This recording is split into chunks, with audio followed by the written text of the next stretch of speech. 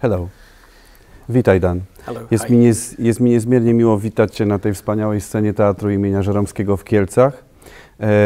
Jesteśmy świeżo po premierze Twojego przedstawienia Och te duchy. Jest to kolejna w Polsce Twoja realizacja. Bardzo dziękuję Ci, że zgodziłeś się ze mną porozmawiać. Moje pierwsze pytanie będzie takie, żebyśmy może podzielili sobie to spotkanie na dwie części, to znaczy na taką część ogólną dotyczącą teatru i troszkę bardziej skupimy się na tym przedstawieniu, które właśnie miało swoją premierę.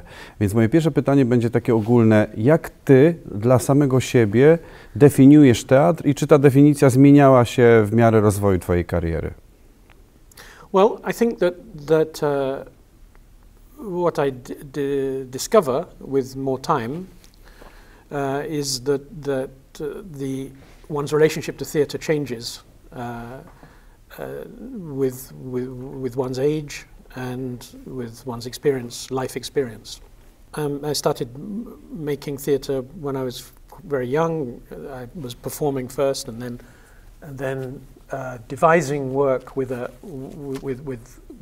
friends, a collective of friends in London. So I started when I was like 19 and 20, you know, being involved in theatre.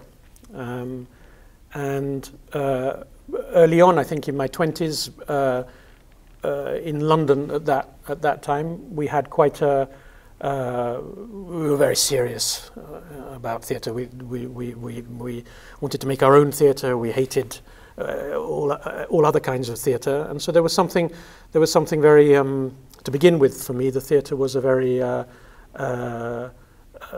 serious social, political place, you know? And so we were working on texts by writers like Heiner Müller, and I mean the landscape, the cultural landscape in London at that time, in the post-Margaret Thatcher years, was you know, there wasn't much money for alternative kinds of theatre, and so we were very much on our own, you know, working in a like a bubble, and we were young and full of, you know. I don't know. I don't think that it was so conscious. It wasn't consciously political, but it was. Now I think back on it, it was crazy to try and make the kind of theatre we were trying to make in that kind of like context. And then later on, I moved to Paris. I was about 30, 29, 30, and then I started directing theatre. And there I discovered a country that was more linked to European theatre-making traditions, including countries like Poland, and then the work started to change. So I started directing in Paris, and I started to direct plays, you know, to deconstruct plays, and so the material changed, and leaving my own country, I found that I wanted to look at texts that I maybe wouldn't have wanted to direct in England, notably Shakespeare. You know, never really go in England. We grow up with Shakespeare, you know, from an early age, Midsummer Night's Dream and Comedy of Errors, and you know, and then suddenly when I was away from my country, I felt a kind of I don't know why exactly, but I wanted to try and work on some of these texts and maybe bring some of the work that I'd done when I was working with the collective. We were called Primitive Science, was the name of our collective, and I wanted to bring some of those kind of methods to work on some of the more traditional English texts. So it became a sort of, and I was working in French, and so it kind of became like a culturally a sort of mix of influences, and then I started going to different countries and working in Italy and in Germany and in Spain and in Poland, and so it kind of like, you know, my interest, the things that I wanted to work on, changed with the people I met, the situations I was in, the countries, the languages, the things like that. So it was I think that the theatre. I mean, the theatre you know, after Artaud is the double of life in so many ways, and so depending on what you're doing in your life, it changes the way you think about theatre and make theatre, and similarly the experiences that I started having in the theatre changed my life. So it became a kind of like a kind of putting together. After a while, I couldn't really tell what, you know, when I ended up in Poland, I was thinking, is this my life, or is this the theatre that brought me here, or, you know? So I think maybe all these things have led me to this to this play, which is about some of those things, maybe.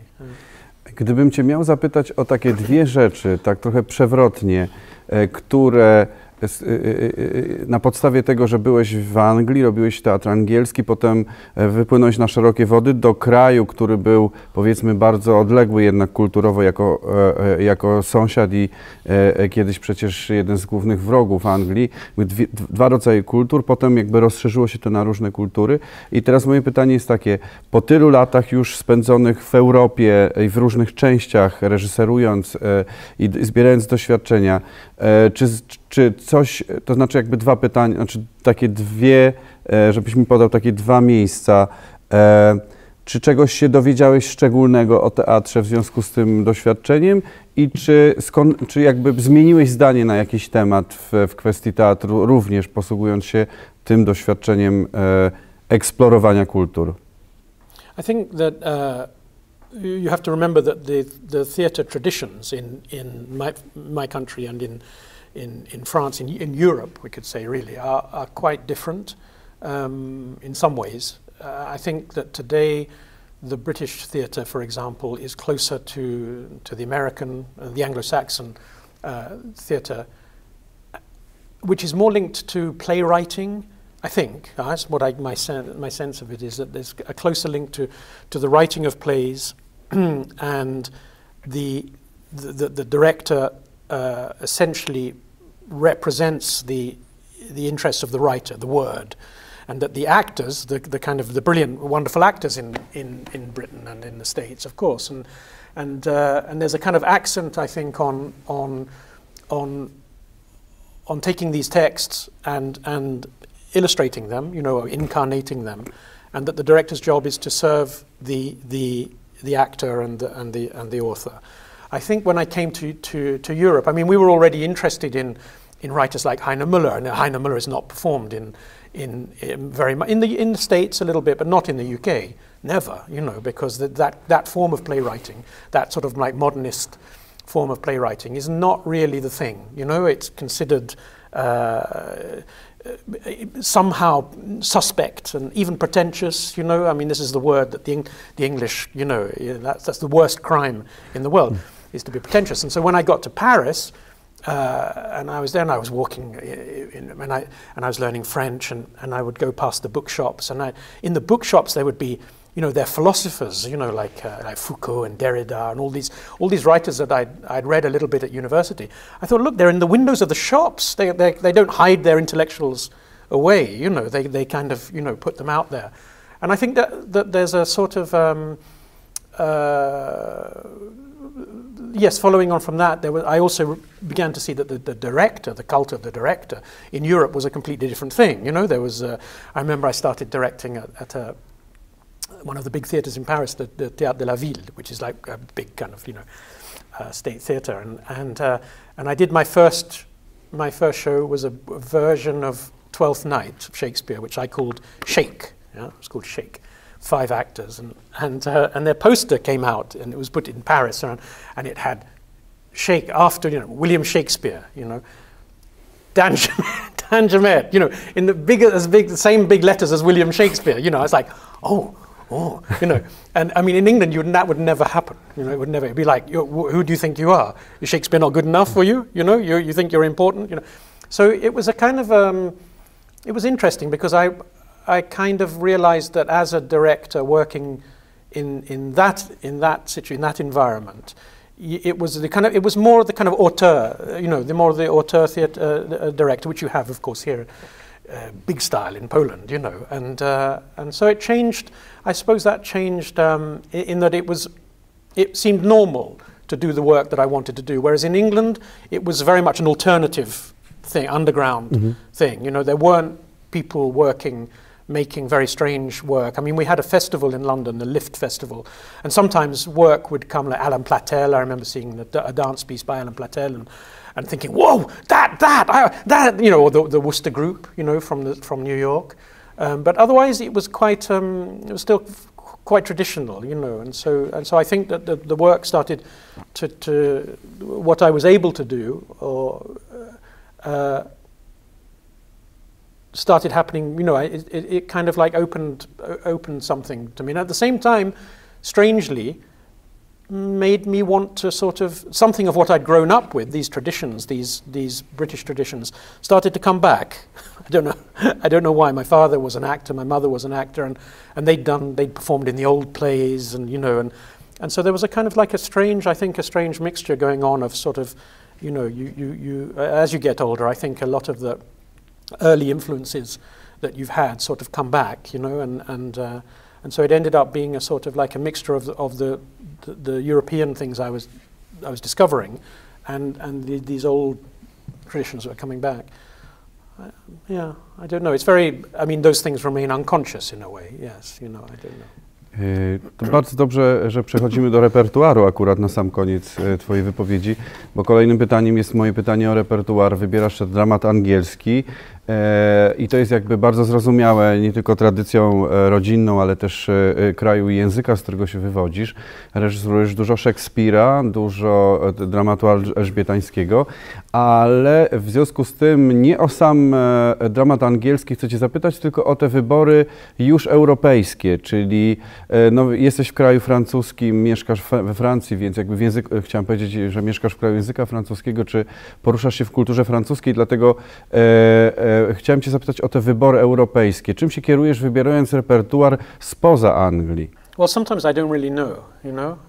I have a feeling sometimes that I'm interested in making theatre, and that sometimes the choice of material is a means to an end. It's a way of allowing me to explore sometimes the same questions, the same obsessions that I have, I think, about the nature of theatre, of theatrical illusion, if you like. Illusion, maybe, yes. Theatre, in any case, whatever, you know, what is it?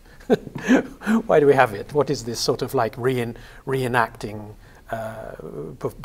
performing, this kind of redoubling of life, this arrangement that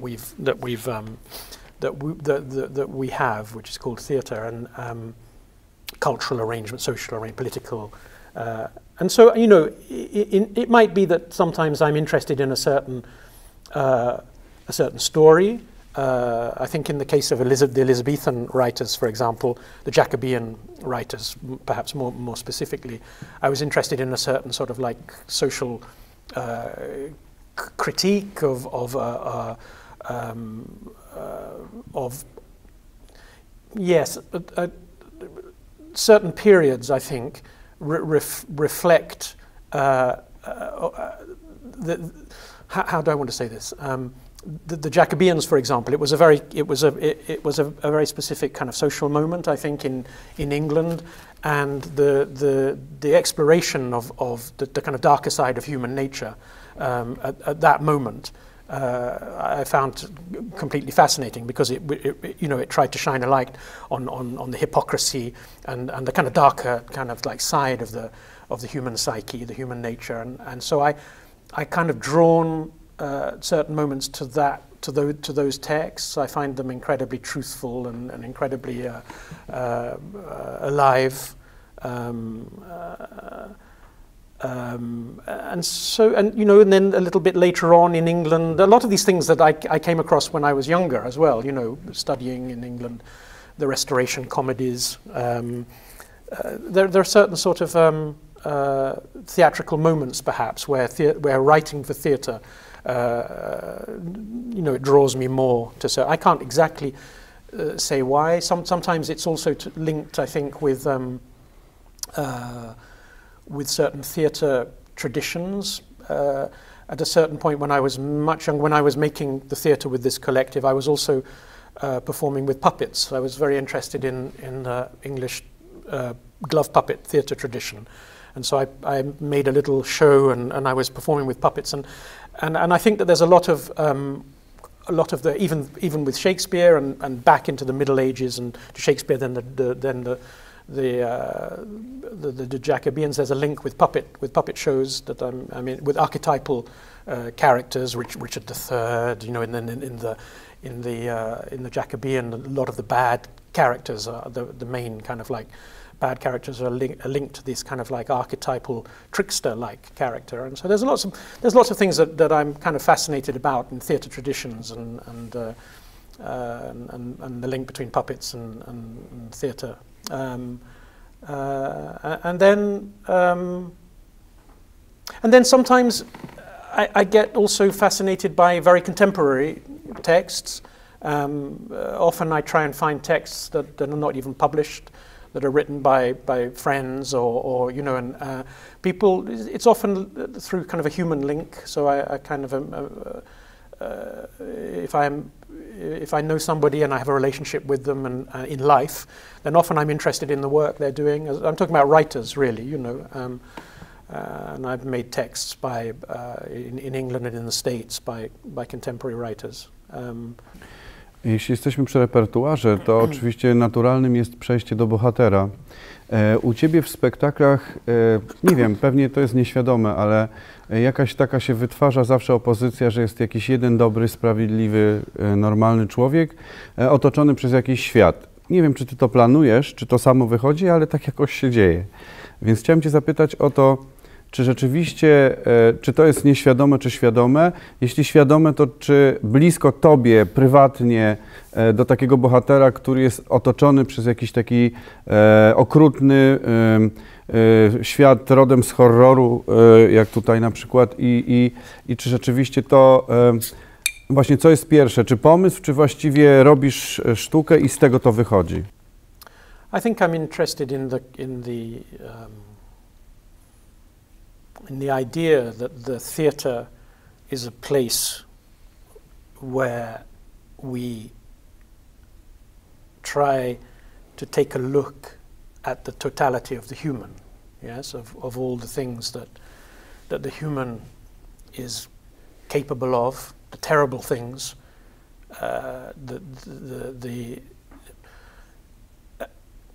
yes, to kind of unflinchingly, to not be afraid to shine a light on the darkness. I mean, that's a very important reason, I think, for the whole existence, the whole idea of theatre.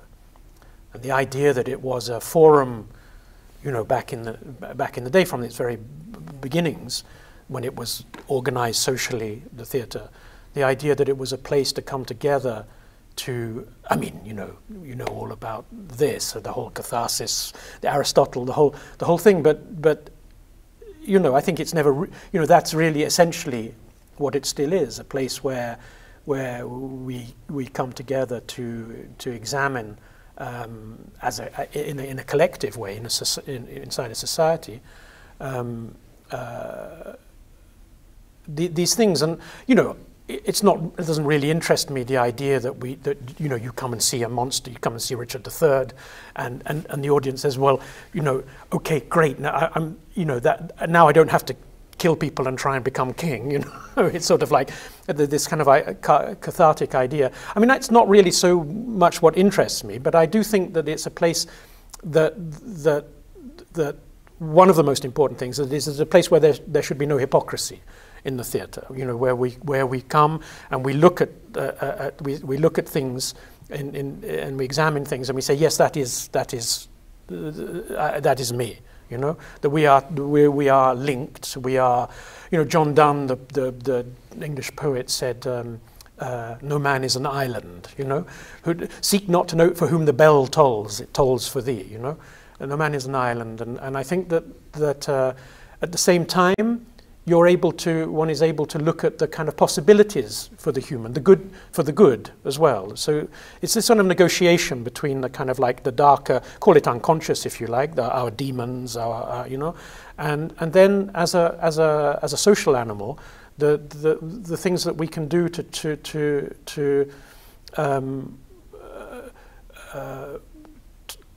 try to live better, yes, to try to negotiate these darker impulses. I mean, it's exactly what's happening in the world today, and has been happening since the beginning of time.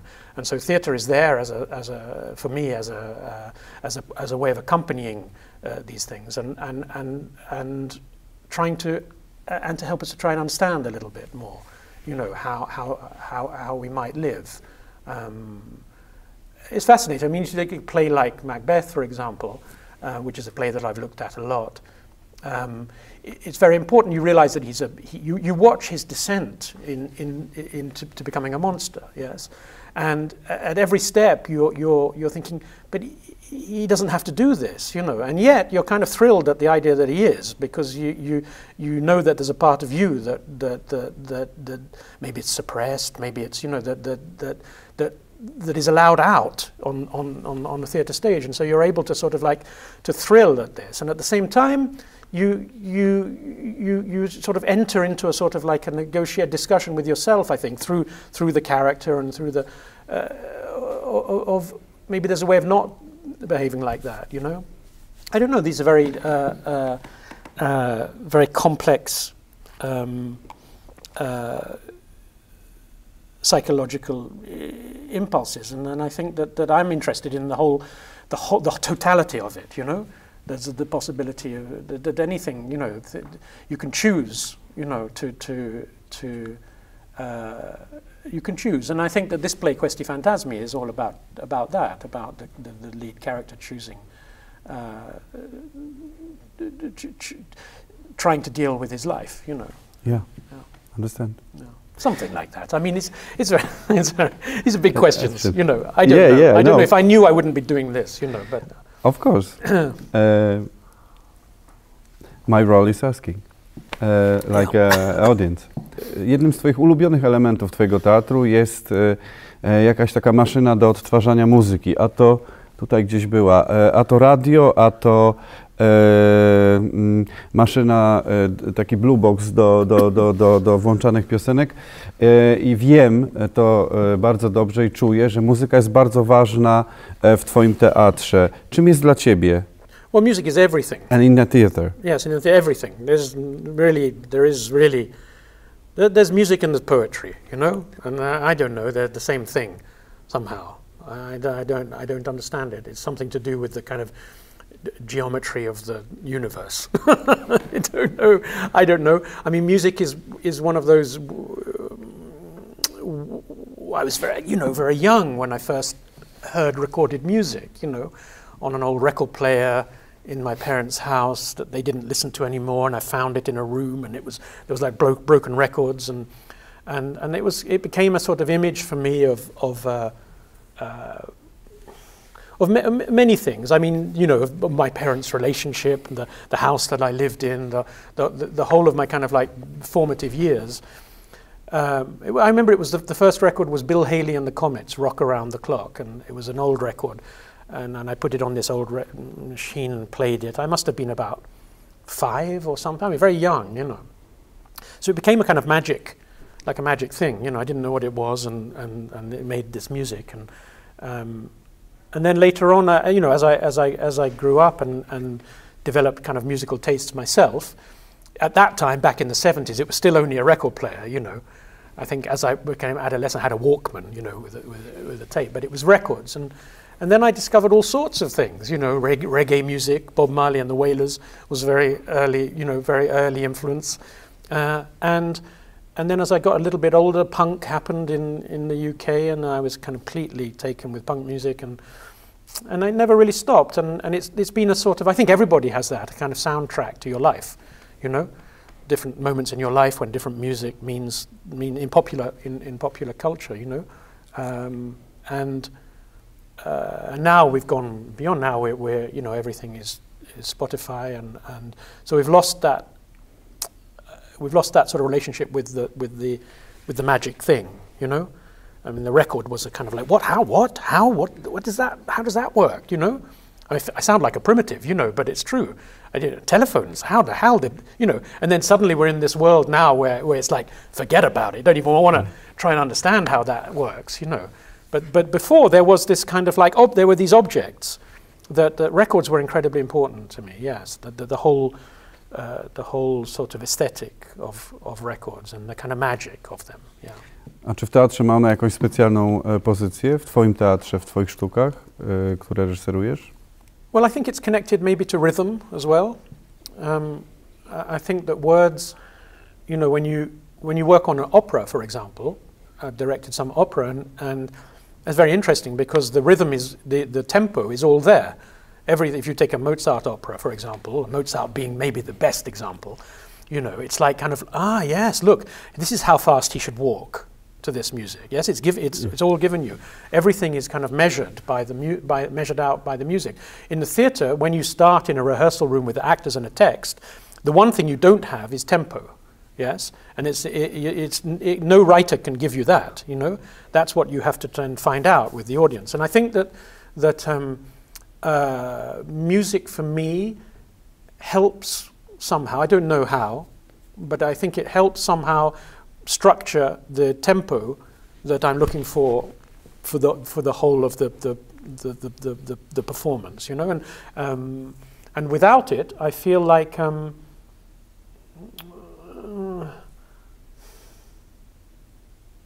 I don't know, it's like it offers, music for me offers another way of at certain moments of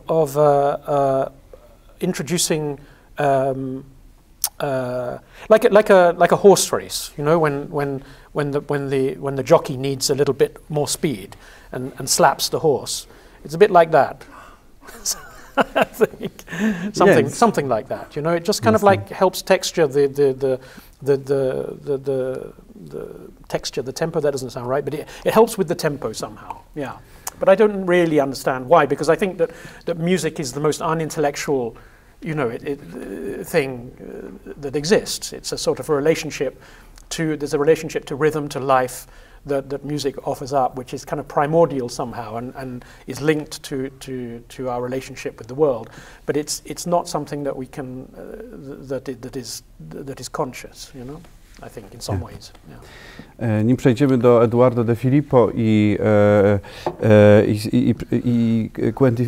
Quentin Fantasmi, chciałem cię zapytać na koniec tak prowokacyjnie, żebyś spróbował mi opisać swojego widza. Jak widzisz swojego widza? What do you mean, the viewer? Who is it? Who is it? Who is looking? Who is looking? Who is coming to your theater? For who you making a theater?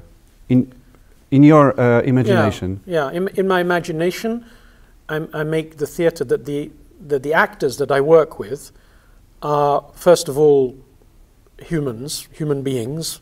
Strange, yeah. Strange word, human being, are human beings, and then afterwards they are artists, if you like.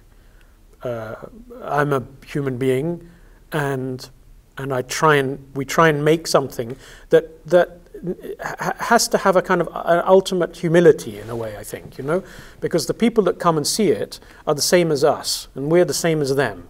And so we make this collective thing together, which is a sharing of some of what I was talking about before, sort of like trying to look into the human, yes, into our world. And it's nothing more than that. It's nothing more than a privileged moment when we decide that we are in agreement to come into a room and to look at this thing. Yes, there's nothing more than that. There's no. It's not.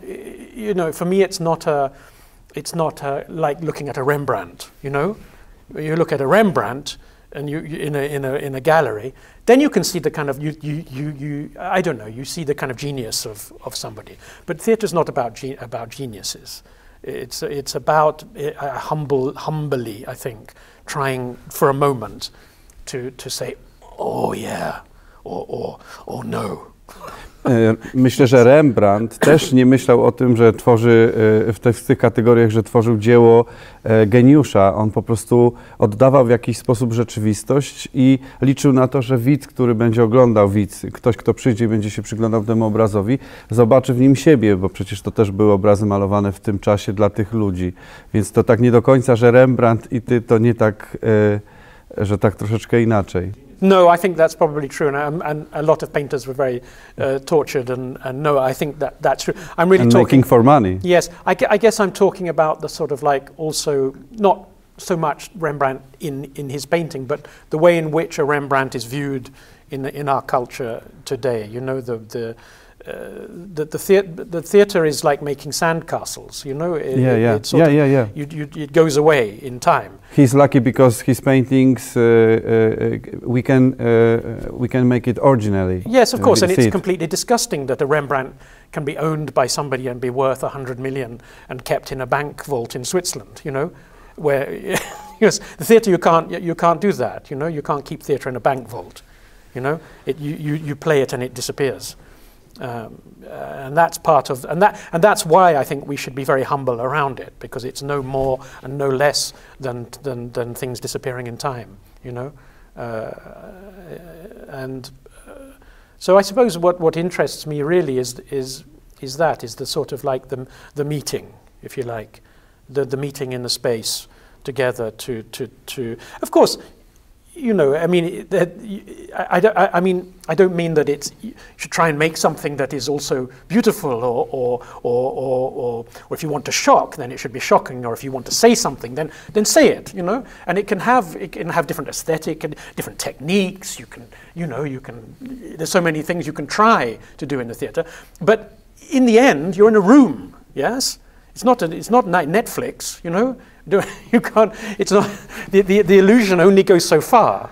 Whether you're doing things, whether it's with big projections or whether it's with something bits of old scenery like this, you can't really go very far in a way, you know.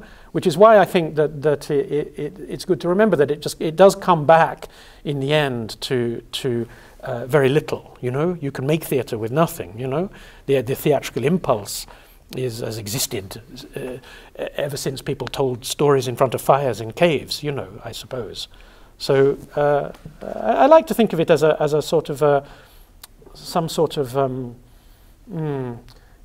craft, really. You know, it's some sort of like yeah. More and more, actually, the more I do it, the more I feel like it. The more I feel like, how do I want to say this? The more I do it, the more I feel it is the same.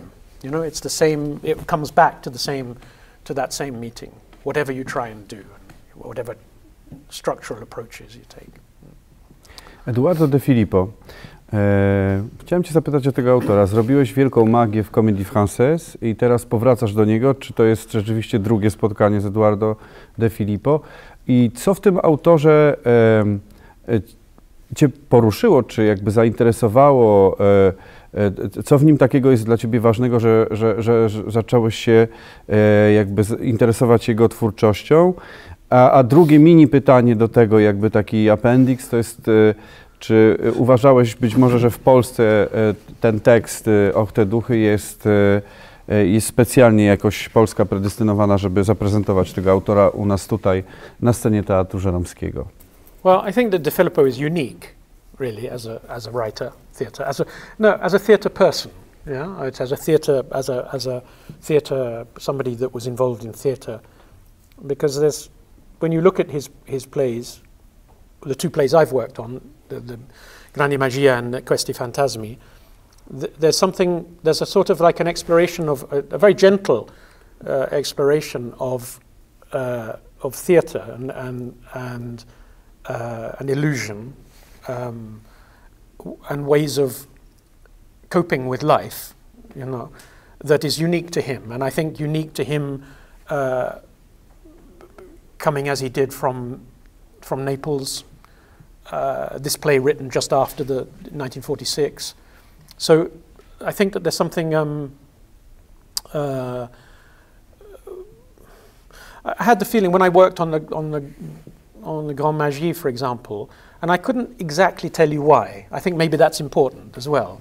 It's a kind of instinct that I had when I was working on this play, where I thought what starts out, like this play, starts out as a comedy, as a sort of comedy of manners, almost like a farce, almost like a feydeau, or, you know, or something very kind of recognizable theatrical form, which seduces you. So you go into this and you think, oh, this is just a light comedy.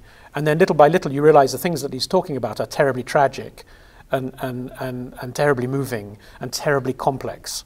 And as the play goes on, the way he constructs the story, and it goes to places philosophically, you know, to places that are extremely complex. And so you find yourself in this strange position of being taken into a certain type of theatre, which you think this is old theatre. This is like, you know, it's like it belongs to another time. It's these conventions. And then little by little, you follow the journey of the actor, often the lead, you know, protagonist who goes through this journey, and it becomes incredibly rich and incredibly. I don't know. I can't think of another writer where I had this feeling of kinship, you know, of feeling connected, profoundly connected to and touched by their view of the human.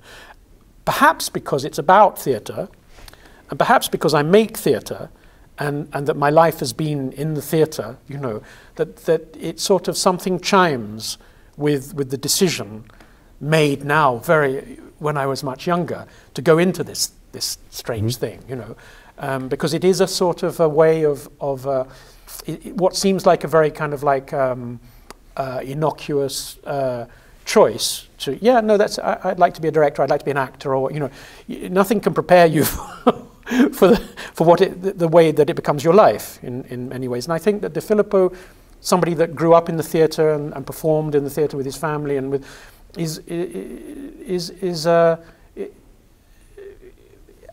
also, I think, you know, for him, Naples, 1946, the hardship, the difficulties of life, to choose theatre somehow, to choose that it gives you it gives him another chance to sort of chance at another life, an illusory one, you know, but sometimes the illusion is perhaps preferable to the reality. So there's a sort of like a, you know, gently explored, of course, but I think somehow there's a sort of like something that kind of I found very exciting about that. I mean, of course, it happens in other writers. I mean, Shakespeare, of course, you know, you know, the similar themes are explored, but it's in De Filippo. There's something very touching, because his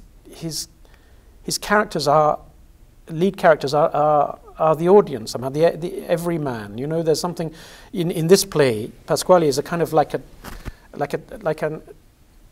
beautiful loser of some kind, which we all are. We're all beautiful losers, no? Some in one way or another.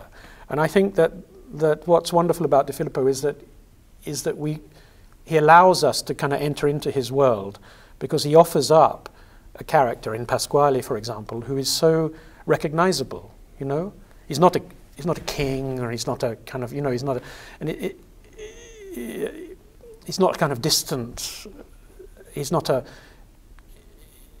I don't know, how do I want to say this? It's not a kind of violent way of kind of like forcing you to look at a certain kind of like character. It's a very kind of gentle way of introducing somebody that is you in a way, you know.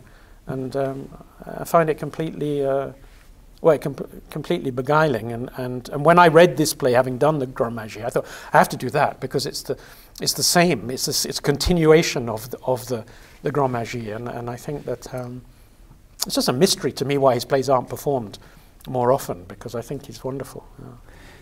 Jeśli już jesteśmy przy twoim spektaklu... I didn't answer the rest of your question, which was about Poland. Yes. Yes. Which is...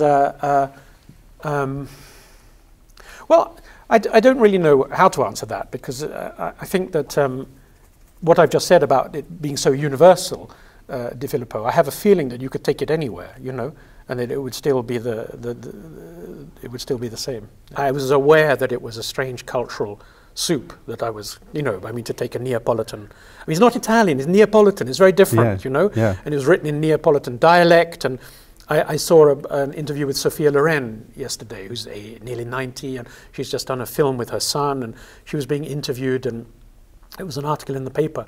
And she, I think, may have worked with Di Filippo. She was in a film. She was in the film version of Questi Fantasmi, I think. No, and she said, "I'm not Italian. I'm Neapolitan." You know, yes. First of all Neapolitan and then Italian, and so I think, for a start, a British director living in France, working on a Neapolitan author with Polish actors in Poland. I mean, it's like, I mean. You know, you hope that it is universal. Definitely. Jeśli mówimy o uniwersalności i tej sztuki i twojego spektaklu, to jakby pierwszym pomysłem, który uderza po wejściu, że tak powiem, po rozpoczęciu spektaklu, jest to, że jednym z tematów twojego spektaklu jest teatr w sam sobie. I właściwie ta niesłychana przemiana, która dokonuje się w teatrze, to znaczy widz, który siada tam, nagle od godziny 19, kiedy zaczyna się spektakl, zaczyna być też w jakiś sposób bohaterem spektaklu. Myślę, że ten pomysł jest absolutnie wspaniały i jakoś w mojej opinii wyszedł ci jeden z najpiękniejszych spektakli o teatrze, jakie ostatnio widziałem. Czy taki pomysł, żeby te iluzje tej historii De Filippo przełożyć również na relacje między widzem i aktorem, czy aktorami, to był taki pomysł pierwszy, z którym podszedłeś do zadania, czy on się wyłonił w trakcie prac nad sztuką? Well, you know, I think that, I mean, if you look at De Filippo's versions of, I think he made, well, the Grand Magie, I remember seeing a television version, and then I saw some images of a production he made in Paris, De Filippo, which he directed at this play, and I saw some photos. And of course it's completely naturalistic. It's just completely, you know, like there's no illusion at all. And I thought, wow, that's interesting. He's done it completely, I mean, as he imagined it, was that it's completely in Pasquale's head. He sees ghosts, but they're not ghosts, which completely, of course, means for the audience that you think that he's choosing, you know, to see ghosts. And I thought, well, you know, sometimes writers, you know, they I thought, no, well, that's interesting, but I think it would be more interesting if, well, to see it the other way around anyway, so that you see what he sees. And so I thought, well, if you see what he sees, then you'd have to have the whole thing would have to be haunted, you know? And then you would have to sort of like decide for yourself that well, wait a minute, is he really seeing this? What would it look like if he wasn't seeing this? And then, of course, you'd get back to Di Filippo's version, where it would just be realistic. So it felt like, well, you have one or the other. You can't have a kind of like halfway house between the two, where you had a realistic setting and then suddenly there was a ghost. Because then that character would, when he wasn't there, the character would have to be back in, and it gets very confusing and very complex. So I thought, well, maybe it would be interesting to have a kind of way in to this world and to see him in real life. But then I thought, well, if he's in real life, then what's real life? You know, real life is what the audience in 2020 in Kielce, and then but that doesn't. But what about 1950s, which is where it's set in 1946? So I thought, well, because I'd already decided that I wanted to have a kind of 19th century Gothic, you know, as a sort of what he sees. So then I tried to think that maybe there's a sort of like a way in, which is him coming to the theatre, but as a 1950s, you know,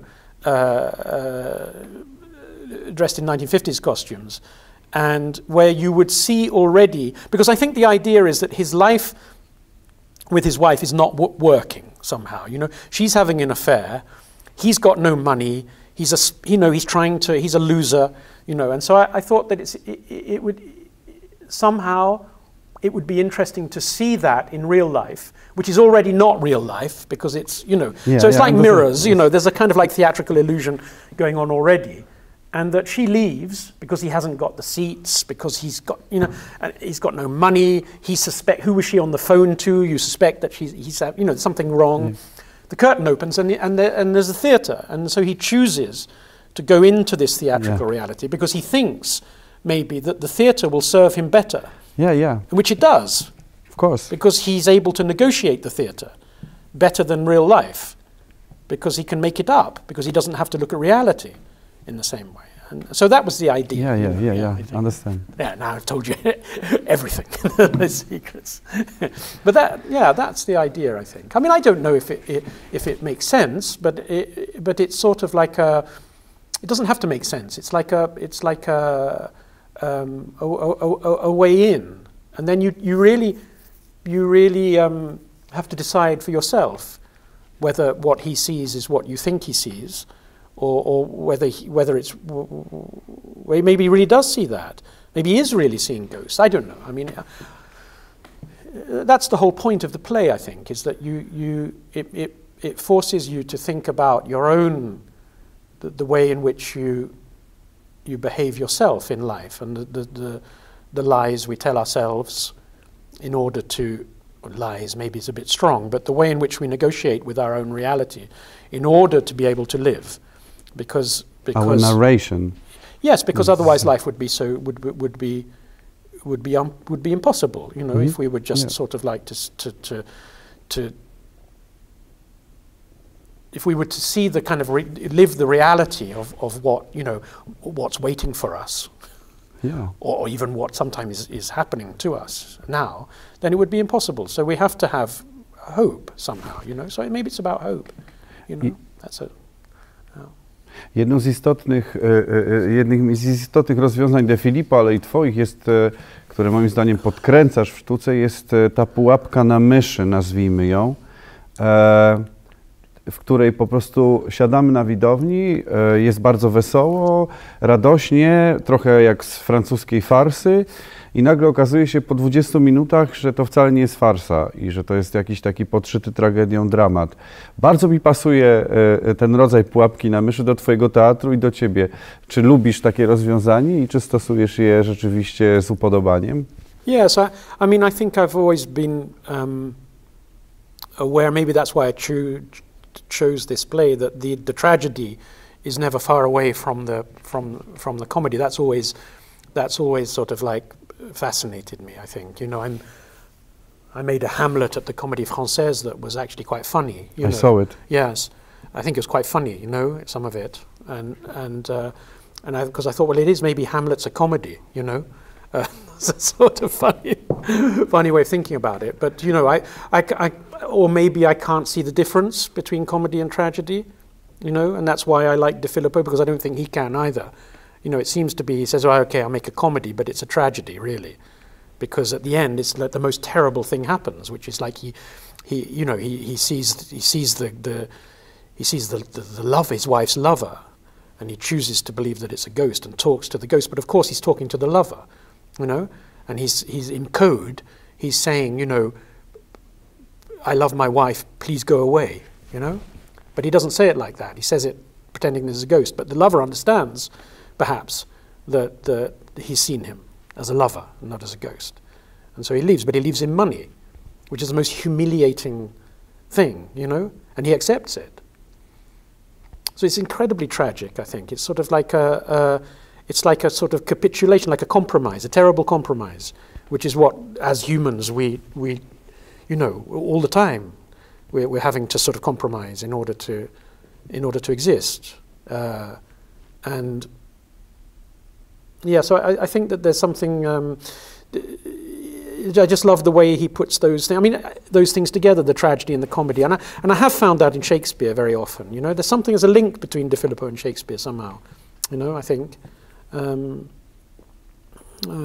You move from the register of the comic to the tragic, which is a big motif in Shakespeare, you know, to look at Macbeth again and the scene with the porter, you know, with the jokes and you know, almost like a sort of stand-up routines that come in, and I think that De Filippo he grew up in the kind of vaudeville, you know, of his day in Naples, I think, and I feel that in his play as well, that there's sort of like numbers, you know, like routines, you know, with the porter here as well. There's a close link to Shakespeare, I think.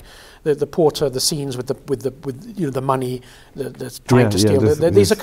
These are like vaudeville acts, you know, in a way, and that kind of fascinates me as well, because you feel the tragedy of it, of what's happening. You know, there's no money, they're desperate people, and it's played out as comedy, you know, which I think is very close to our existence, you know, if we're honest about how we live, you know. Mostly we have to choose not to see the tragedy of our lives, and so we you know, we get on with it and try and have some fun as well, you know. It doesn't take much for the tragedy to show itself, you know. Ostatnie pytanie będzie dotyczyło końca tego spektaklu, ale też i dramatu. Przedstawiasz ten koniec tak, jak jest napisany u Eduardo Filippo, i nie interesuje mnie tym razem główny bohater, czyli Pasquale, tylko interesuje mnie Alfredo, który pod wpływem, można by to tak powiedzieć w skrócie, prawdy, no właśnie, nie wiemy tego co, ale widzimy jakąś zmianę w nim. Pozostawia to wszystko, deklaruje, że nigdy więcej nie wróci już do tego domu, jakby też może do życia Pasquale. Sugerowałoby to, że prawda może zmienić rzeczywistość, a idąc tym tropem, że jesteśmy w teatrze, teatr w teatrze, to i że teatr może zmienić rzeczywistość. Czy rzeczywiście wierzysz w coś takiego, że ta szczerość i ta prawda, która się jakby na końcu ukazała, może zmienić tego Alfreda i może zmienić jego system patrzenia, a co za tym idzie, może zmienić widza? Perhaps we're waiting. I mean, the play there's various moments where Alfredo and Maria, the lover and the wife, they can't believe that the husband, Pasquale, is accepting the setup, yes? That everything is paid by Alfredo, the money is put in the pocket by Alfredo. That he must know. It's impossible that he doesn't know that, and he chooses to believe that these are ghosts. It's ridiculous, yes? So somehow we're waiting for this moment, I think, at the end. There's a sort of like a movement towards the confrontation between Alfredo and Pasquale. And when it happens, it seems that Pasquale, or in any case, it's unclear, but Alfredo appears to understand that when Pasquale has his last monologue, that he's saying, you know, I love my wife, please go away. I mean, that's really the you know, or she's all my life. She's all my life. She's all my life. This is very yeah, it's very beautiful. Powerful. And I mean, but he can't say this in real life, because to do this in real life would mean that he would lose. It's very truthful somehow, you know. It's like I'm not going to beg you, you know. I'm not going to beg you. I'm not going to say, please, you know, your lover leaves you, your wife leaves you, your husband leaves you, you know. Well, go, because I need to keep some of my dignity somehow. Yeah. I think this is a very common theme, you know. I mean, you either go one way or the other. You know, you go, you know, you lose all dignity and you fall down in a mess and you say, please no, I can't, you know, I love you, you have to, you know. Or you might be feeling the complete opposite. You might be destroyed inside, but you decide to maintain dignity and you say, well, go. And make theater. Yes. For him. Go. Yes, and so he can't, for whatever reason, he can't confront the lover at the beginning of the play. He can't, you know, when we find out, I mean, it could have happened in the beginning as they come on, and this little bit that we've made where he says, who are you texting? maybe that. And she says, I don't know, no. I mean, we could have had a big scene here, and then there would be no play. You know, you could say, well, what, are you having an affair? What's going on? She says, all right, yes, I am. He says, please don't, whatever. And so they could have it out, but that's not what happens. We have to go through the ritual of the illusion that he tells himself, because he can't confront this thing in his life for whatever reason, And so when we get to the end, we get to the moment of confrontation. It's the moment where but it's not said. It's said, but it's still not said. Yeah, because we now believe that he maybe thinks it is a ghost. So De Filippo has worked his magic, and leaves us in this place where we really don't know. But it seems that Alfredo doesn't understand, He understands something, and he leaves. And then, of course, he does the most humiliating thing possible, which is to leave money, for the husband. And why? I mean, because he feels sorry? Because he feels guilty himself? I don't know. We've had the whole scene with his wife and the child and So he's feeling, he set this up, De Filippo, so we see that there is a kind of guilt, certain kind of guilt. And so he leaves, and in a way, that's when you kind of, the play could finish with Pasquale going back to real life. He's got rid of the lover, so he could, but no, he can't then call his wife and have the conversation. It's all swept under the carpet, and worse than that, he takes the money, which leaves such a sort of. It's such a sort of, in a way, it's such a wonderful and such a disgusting end, It's wonderful because you want to believe in illusion, and you want to believe that there's a better life, somehow, that we can believe in. And there's a price. And at the same time, there's a price for that, yes, because it means that you have to not see the real life somehow. I don't know. I mean, I don't understand these things. I mean, but do you believe in the changing and the real changing of Alfredo? Because we don't know after. Yes, I do. You believe? I think so.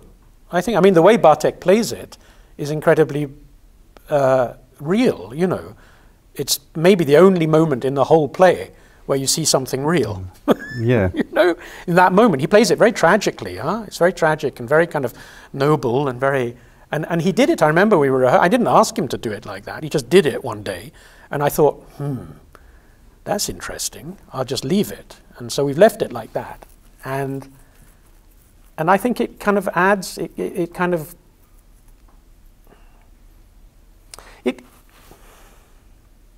It gives even a certain. How do I want to say it? It even gives a certain dignity to Pasquale somehow. Even though he then continues, takes the money, talks to the professor, the whole thing. It sort of like gives him a certain tragic dignity at the end. No, dignity is not the right word. It makes him tragic somehow. Not through his own performance, but through the way he does that, I think. Jeśli wierzysz w jego przemianę, to czy też wierzysz w przemianę tych ludzi, którzy siedzą tu i tak samo jak Alfredo z poker face'ową miną wychodzą, zostawiając pieniądze w kasie tego teatru? I don't know. I can't really go as far as the audience, I don't. I can try and make this, And yes, but it is only a kind of believing. It's not believing is believing. It's only depend on us. Yeah, of course, and I think probably that I don't know. It's for sure that if you took a room of 250 people or whatever watching this, that there will be people with their lives who have lived, who are living through, or will live through things like this. Yes.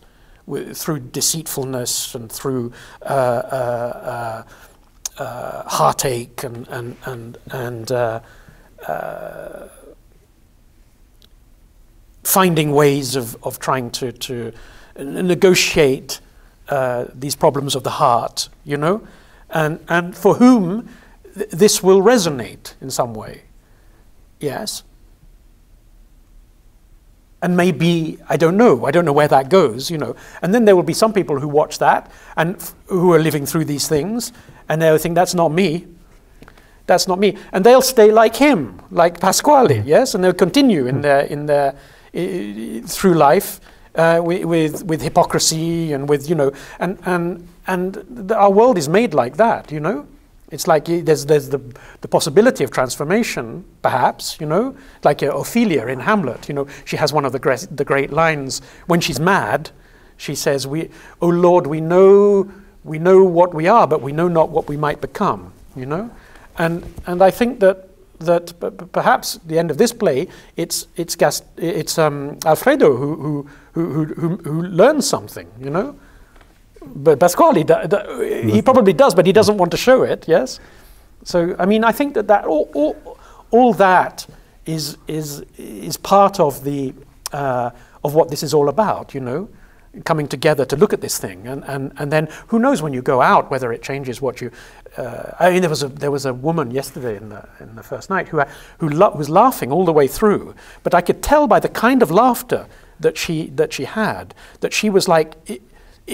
The play, as it went on, was opening some kind of like, it was like some sort of, something that she felt very close to somehow. I felt, listening to her, the kind of laughter, you know. And I thought, I wonder what her secret is, you know. But that's what's wonderful about the play, I think, yeah. Thank you very much. It was a great honor and pleasure to meet you in this wonderful nice scenography. Yeah, thank you very much. Thank you very much. Yeah.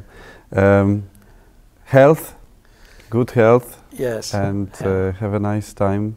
Yes. In the theater when it's come back. Yeah, thank you. It will be come back.